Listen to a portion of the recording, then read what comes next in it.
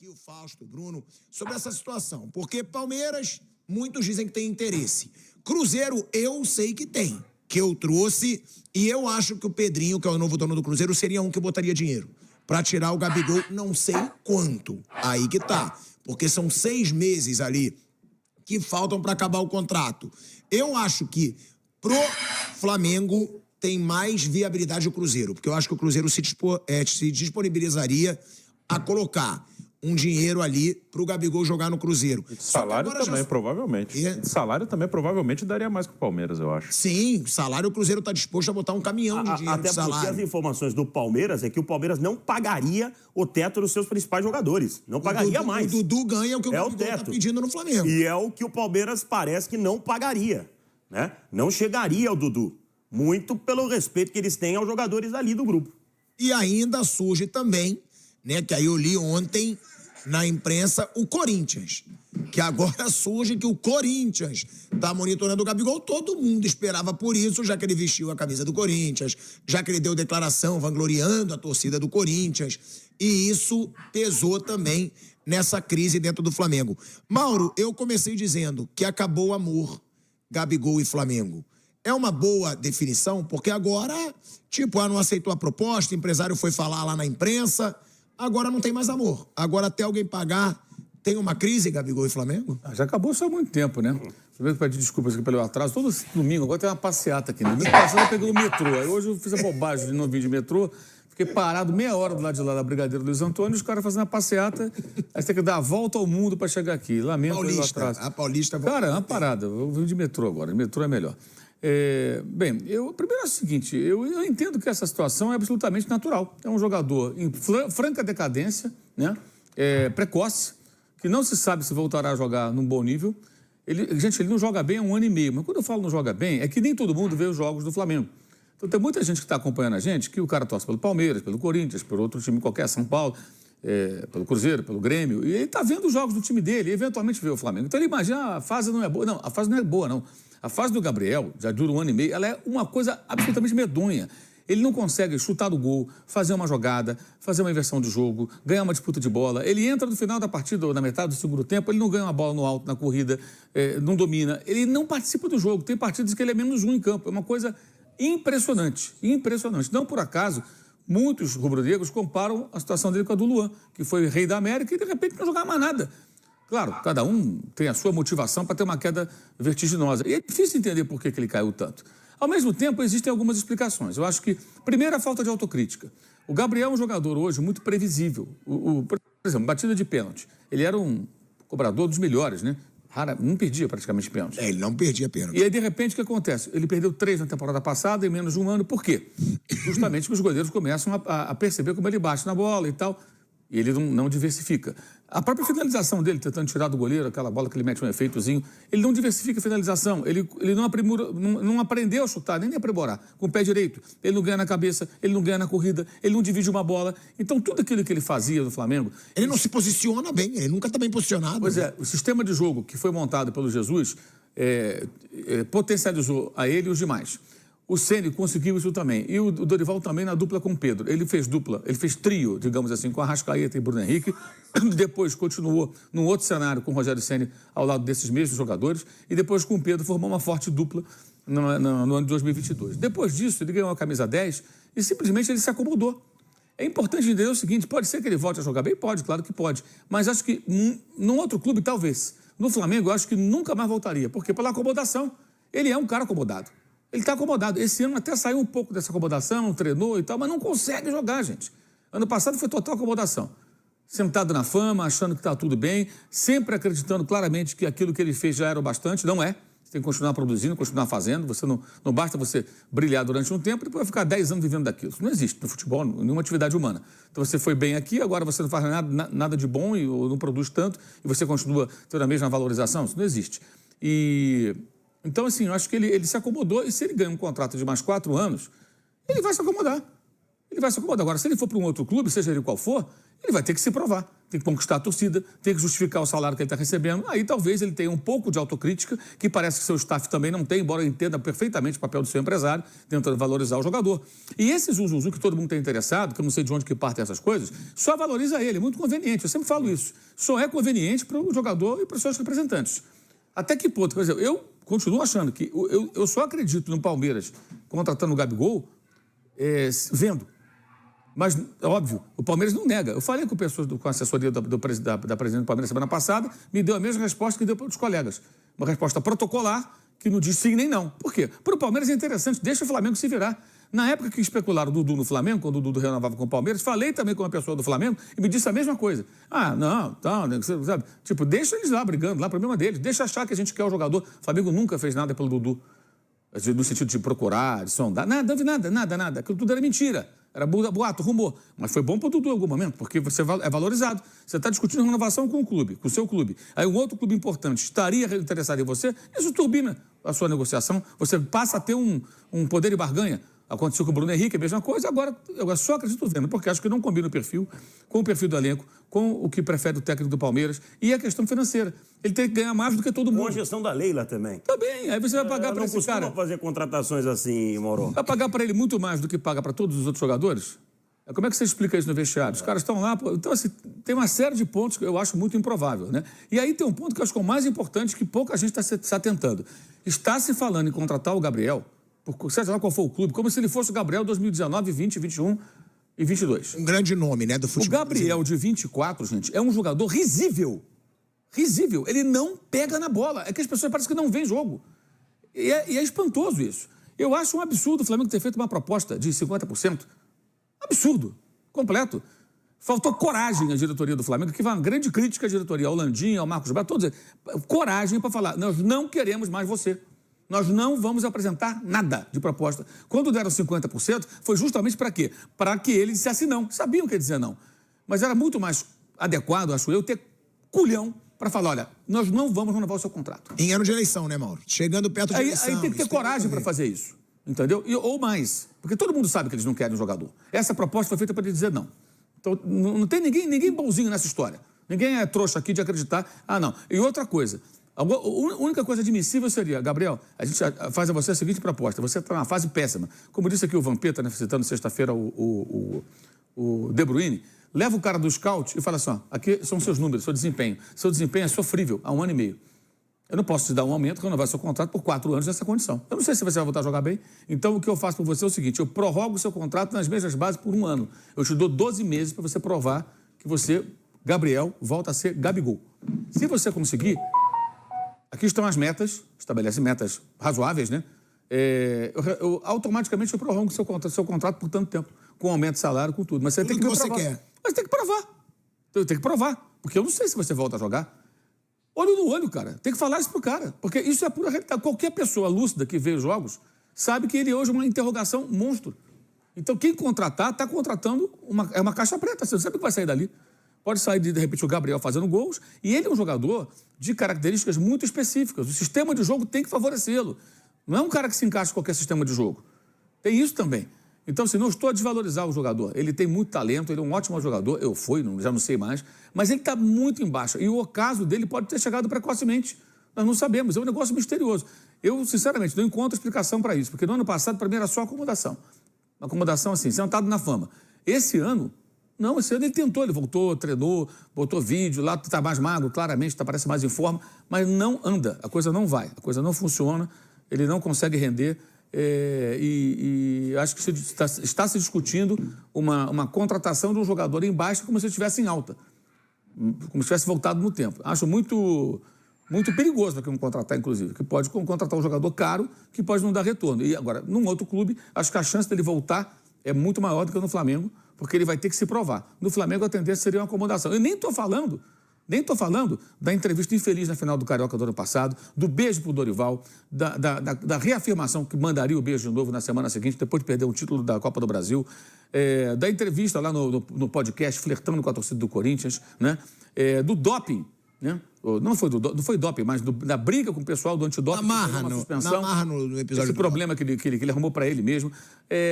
A camisa do Corinthians. A camisa do Corinthians que veio na sequência, da festa que ele fez, menos de uma semana depois de o Flamengo ser eliminado pateticamente da Copa do Brasil. Poderoso chefão. Cara, que é uma coisa pessoal dele, a festa é dele e tal, mas que chateia o torcedor porque mostra uma desconexão com o luto da derrota, né? O torcedor está magoado com a derrota. Era para ser Fla-Flu. Foi Fluminense e Olímpia. Teve tudo isso. Tem um contexto que não pode ser ignorado. Assim, o cara que é Flamengo vai entender o que eu estou falando. O cara estava pé da vida ali, foi eliminado pelo Olímpia daquela maneira. E o detalhe, observe o seguinte, Thiago. Fla-Flu, Flamengo 2-0. Ele para na zona mista. É conveniente para ele. Ele fala, não quero mais disputar, eu quero disputar a posição, não quero mais ser segundo atacante. Ele nunca foi centroavante. Cara, no meio das finais, para que aquilo? É muito egocentrismo. Estou pensando só em mim, não estou pensando no grupo, no time. Acabamos de ganhar do Fluminense. O outro jogo foi 4-1. E no meio disso, um 2-1 pro Alcas, aquele time horroroso, né? Flamengo e Olímpia, 4-1. Eu estava lá. Parou na zona mista para falar com os jornalistas. Capuzinho na cabeça, meteu o pé para dentro do ônibus. Só parou o goleiro, o Matheus Cunha, e o Felipe Luiz. Ele não parou. Por que ele parou ali para conversar com a gente? A imprensa estava lá, todo mundo lá. Aí não parou, aí não tinha o que falar. Copa do Brasil, manda beijinho para Dorival Júnior. Pô, quer mandar beijinho? Manda em privado. Chama pro churrasco. Não gosta de fazer churrasco em casa? Chama o Dorival pro churrasco. Antes do jogo, isso todo mundo faz. Todo mundo faz. Vai na coletiva, quer dizer, depois de uma derrota, aquilo soa um deboche, um escárnio, né? Uma semana depois, aí que ele faz, no Morumbi, depois de perder o título, que ele caiu na primeira bola que ele pegou, ele não conseguiu dominar a bola e se desequilibrou, ele para de novo na zona mista. Ah, não, o Dorival que me lançou e tal, e reafirma que faria tudo de novo. Ou seja, uma semana depois, ele não teve nem a capacidade de pensar, pô, o pessoal ficou chateado. Poderia falar, gente, desculpa, que eu gosto muito do Dorival, não foi por mal, né? Se o torcedor ficou chateado, eu peço desculpa. Não. Reafirmou que faria de novo. Quer dizer, o cara se acha acima do que o clube, cara. Então, assim, a única restrição que eu faço à diretoria do clube nessa situação é ter oferecido um contrato sensacional para ele. E ele ainda se recusou. E o empresário dele está no papel dele, eu entendo. Vai na televisão lá e dá uma entrevista falando, o cara está chateado, tudo. Ele é o representante do jogador, claro. Vai falar o quê? Não se pode condenar. Agora, analisando friamente, as palavras dele soam como uma comédia, né? Pô, se você vai analisar friamente, ele está chateado com o quê? E o clube não está chateado, a torcida não está chateada, o cara não joga nada há um ano e meio. O jogador mais caro do elenco, um dos mais caros. E outra coisa... não jogar nada, polêmica toda hora. Toda hora. Outros caras ganharam um aumento de salário. Sim, porque o contrato terminou, o da Arrascaeta terminou, o do Bruno Henrique terminou. O dele não, porque ele já fez um contrato espetacular lá atrás. Ele, em 2019, ele já trouxe um salário europeu quando ele veio da Inter de Milão. Então, ele é muito bem pago. É muito bem pago e muito valorizado. E o detalhe, o ano passado, 15 meses antes do final do contrato, já estavam discutindo a renovação. E só não foi adiante que travou no Landim, porque a opinião pública, digamos assim, do torcedor, até da imprensa, foi fortíssima contra aquela ideia de renovação naquele momento. E se se negociava com o departamento de futebol recompra, com luvas pesadíssimas. Isso é uma loucura. 8 milhões de euros. Isso é uma responsabilidade. Agora, se você pegar um salário aí de 2 milhões, imagina o seguinte, um jogador que custa 2,5 milhões por mês, com encargos, com tudo, 13º, tudo. Esse jogador, em 4 anos, ele custa 21,5 milhões de euros, mais ou menos. O cara ganha 2,5 milhões de reais. Um cara que custe isso, ele ganha 2 e pouco, com os encargos, vamos botar aqui o jogador, qualquer jogador, custa 2,5 milhões. Faça 4 anos de contrato. Em 4 anos, você vai gastar com esse jogador cerca de 21 a 22 milhões de euros. Essa é a conta que tem que ser feita. Porque o torcedor, não, dá 2 milhões para o cara. Meu amigo, 2 milhões você multiplica por 12, e por 12, e por 12, e por 12, 13º e encargos. Faz a conta mais ou menos, vai dar em torno disso. Talvez até um pouco mais, estou fazendo um cálculo para baixo. De repente, bate com os encargos uns 25 milhões, dependendo dos termos do contrato. Gente, é muito dinheiro. Porque você vai ter que pagar.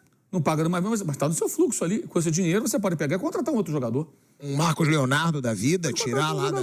Você pode buscar um jogador mais jovem. Agora, o Gabriel está na história do Flamengo, nunca vai sair. Isso aí nunca vai mudar. Ele pode fazer gol por outro time no próprio Flamengo, tudo isso não vai se alterar. Como o Nunes está na história do Flamengo e fez gol pelo Botafogo em cima do Flamengo.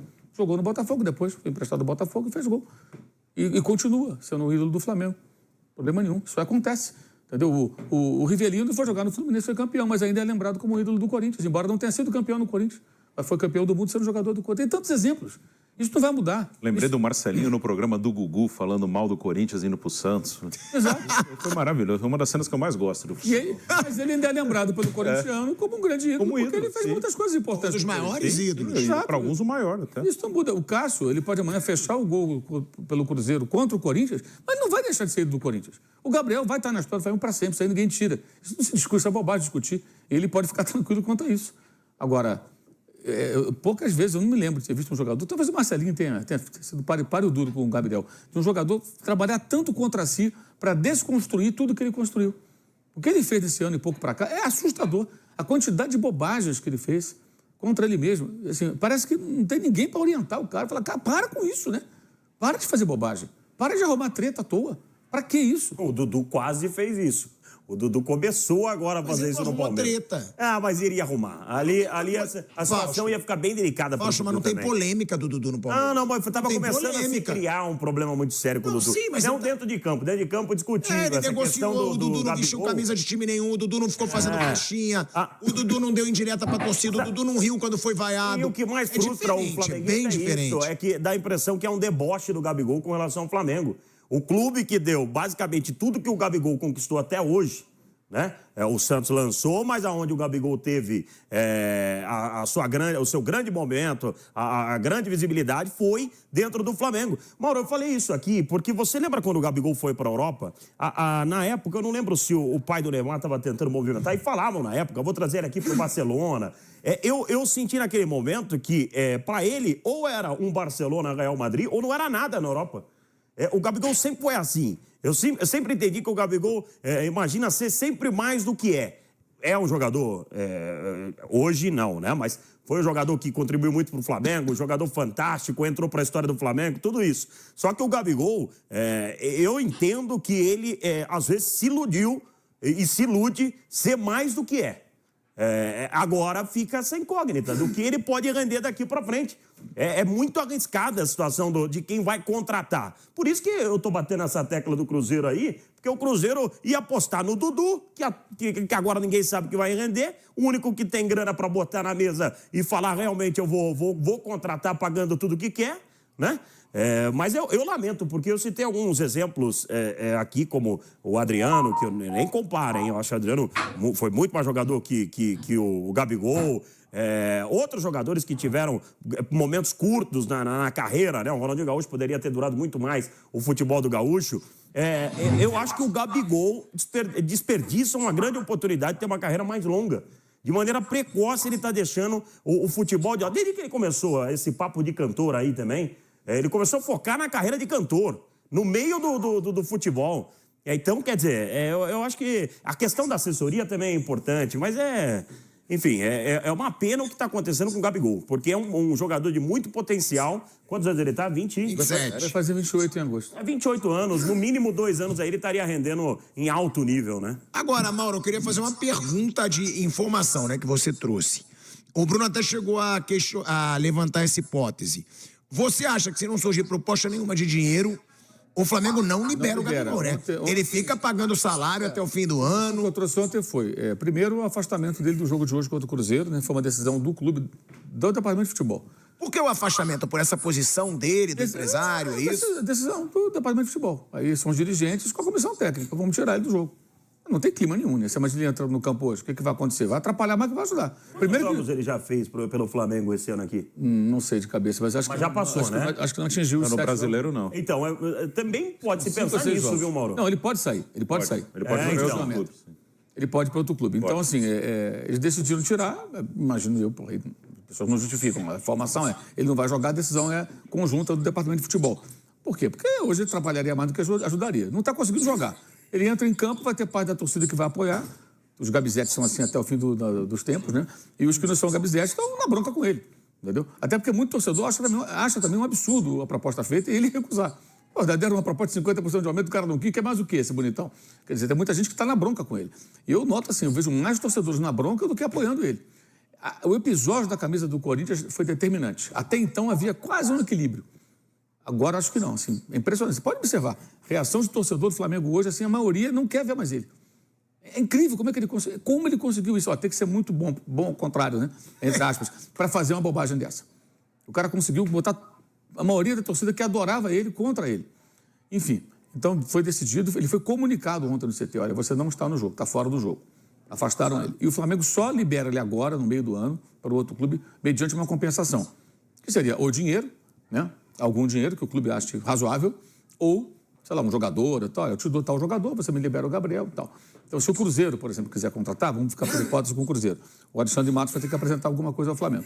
Liberar só em troca do salário, não vai liberar.